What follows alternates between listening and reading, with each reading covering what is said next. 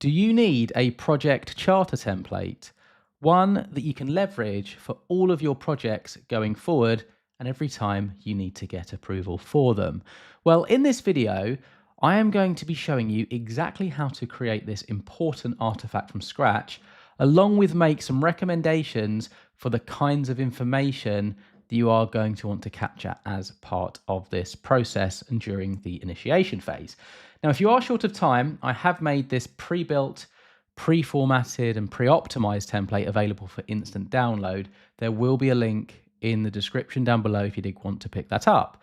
That being said, I'm now going to walk you through the full document so you can recreate it yourself if you did want to do so. Now, the first thing I always recommend is that you add a title to the document. That way, if you open it up yourself or share it with stakeholders, they know exactly what they are looking at. So in B1, I've just typed in project charter template and increased the font size. I've also put bold.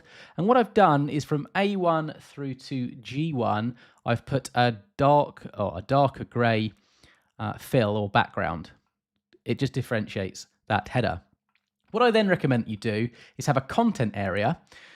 Who is preparing the document? So typically that will be yourself, but you want somewhere to document who is responsible for this document and also their title. So you can have this here. So what I've done here is I've just typed in prepared by and title. I've indented by 1, I've bolded this, and then I've put a lighter gray in. Now, I'm using the Calibri font. You can use a font that matches your organization's branding and also a color as well that may match that as well. But this kind of gray looks very professional, which is why I've used it. In B6, I've created a kind of content area called general project information.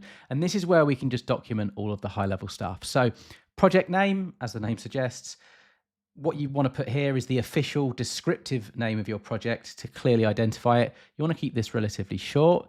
Somewhere to document who the project sponsor is, or the person or organization that is funding and supporting the project.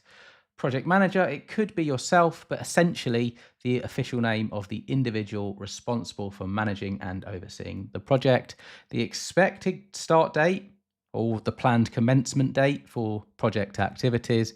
And again, an estimation for when you expect it to complete or the official target date.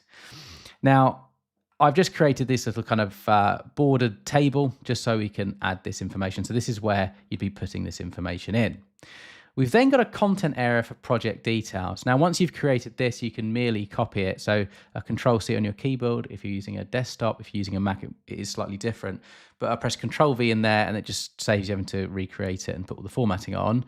But here we put all the main information about the project. So for instance, we want to give a description or an overview, a concise summary that explains the scope, objectives, and approach at a high level.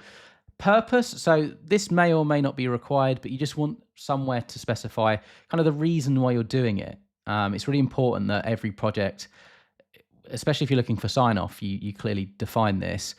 Then the expected deliverables, so what's kind of the output of this project?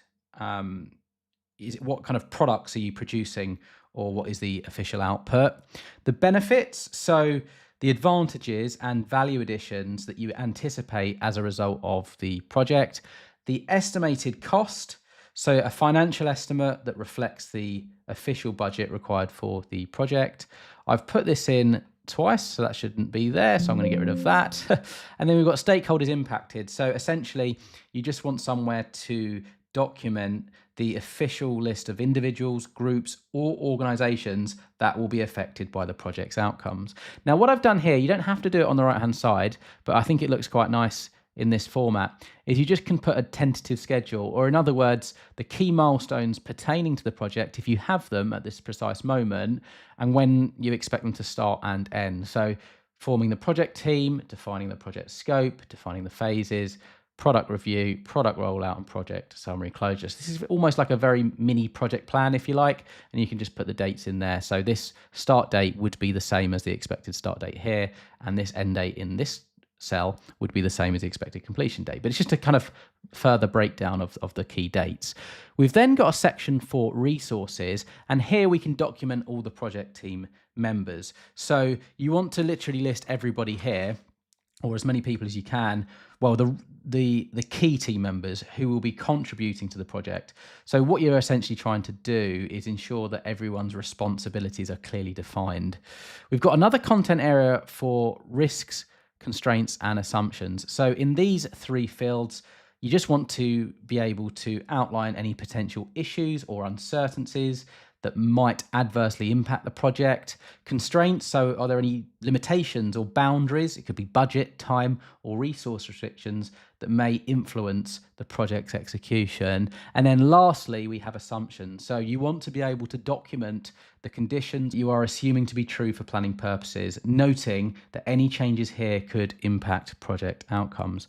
And that is a project charter template. It's as high level as it needs to be. You could go into further detail, but this covers pretty much all of the core elements.